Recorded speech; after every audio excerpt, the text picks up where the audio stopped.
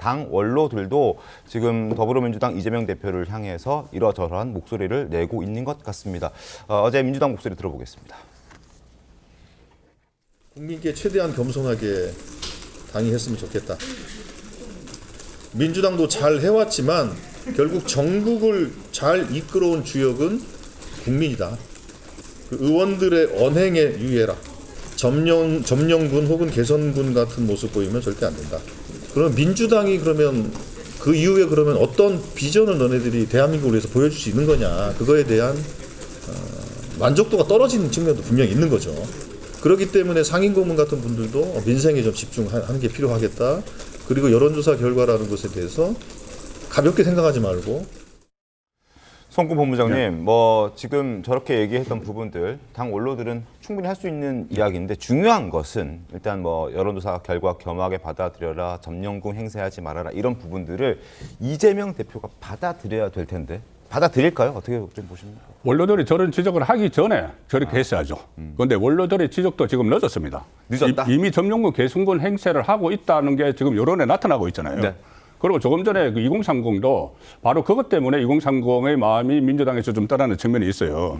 이번에 2030들이 상당히 의미 있는 건데 정치에 굉장히 관심을 갖게 됐습니다. 네. 비상계엄 사태 때부터 사실 처음 보는 거지 않습니까? 맞습니다. 그래서 2030이 상당히 정치에 관심을 가졌고 또 특히 윤석열 대통령을 탄핵을 해야 된다는 그 집회도 보면은 여의도에서 보면은 그때 2030 여성들이 상당히 많이 왔어요. 네. 그런 그 보도들이 있었고 그리고 2030이 가장 꺼지는 것, 거부하는 것이 일종의 불공정 그리고 갑질 이런 겁니다. 네. 이게 바로 지금 이야기하는 어떤 점령군 이렇게 되는 것이죠.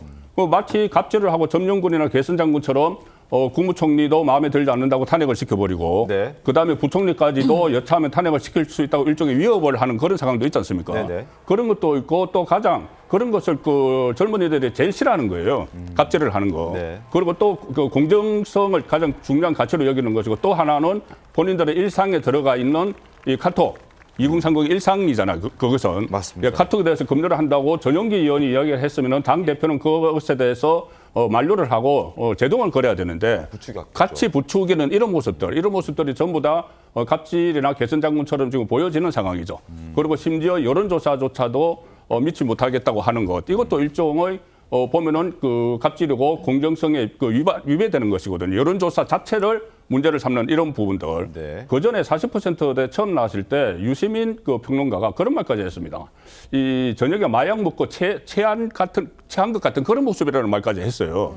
이런 모습에 대해서는 마치 그런 것들도 본인들에게 반대를 하면은 마치 마약 먹고 취해서 밤새 춤추는 것 같은 이런 표현까지 나왔거든요. 네. 상징적이라고 저는 봐요. 이런 모습들에 2030이 돌아서는 것이고 또 원로들도 그 부분을 가장 걱정을 해서 저런 이야기가 나왔다고 봅니다. 그러나 이재명 대표가 받아들일지는 잘 모르겠다. 이재명 대표 입장에서는 지금 상당히 다급합니다. 어떤 시간과의 싸움을 하고 있기 때문에 네. 뒤를 돌아볼 여유가 없는 것 같아요. 어쨌든 현재 결정보다 이 현재 결정이 먼저 나와야 되고 본인은 2심이든 3심이든 그보다 먼저 나와야 되면은 이재명 대표 본인만의 지금 로드맵이 있는 거예요. 로드맵이 있으니까 원로들이 저렇게 이야기해도 아마 뒤를 돌아볼 여유가 없을 것 같습니다. 알겠습니다. 신현영 의원 어떻습니까? 이재명 후보가 이제 대표가 대통령이 되려면 대한민국 국민의 100%를 다 포용을 해야 되는 상황이거든요. 그렇기 때문에 지금의 이런 뭔가 메시지는 뼈 아프게 받아들이면서 본인이 앞으로의 행보를 어떻게 할 것인가를 정렬하는 데 좋은 교훈적인 그런 내용들이 될 거라고 저는 믿습니다. 네. 그러면서 이때까지 21대도 보고 22대 보통은 민주당이 야당으로서의 공격수 기질들이 팽배했다 그러면 지금부터는 정말 정렬을 가다듬으면서 이제는 대한민국을 어떻게 이끌어갈 것인가에 대한 여당에 대한 성숙한 모습을 꼭 강조하면서 보여줘야 된다고 생각을 하기 때문에 지금 원로분들이 얘기하는 그런 하나하나의 메시지들이 너무 중요하다.